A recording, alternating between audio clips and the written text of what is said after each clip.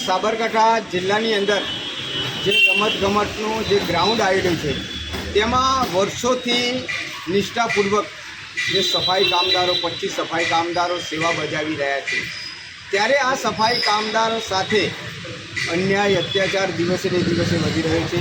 ત્યારે આજે અમે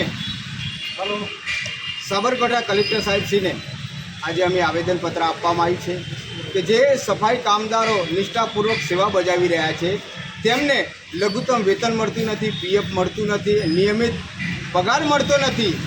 તેના માટે આજે કલેક્ટર સાહેબશ્રીને વિનંતી કરવામાં આવી છે કે કામદારોને યોગ્ય ન્યાય મળે।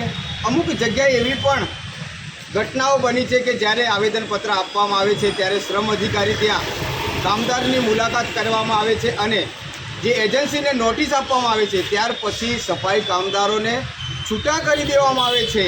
એવી ઘટના આ કર્મચારીઓને ન બને તે માટે અમે કલેક્ટરશ્રીને રજૂઆત કરવામાં આવી છે અને આ સફાઈ કામદારોને યોગ્ય ન્યાય નહીં મળે તો અમે ગુજરાત વાલ્મીકી સંગઠન દ્વારા ધરણા કાર્યક્રમની ફરજ પડશે। જય ભીમ, જય વાલ્મીકી।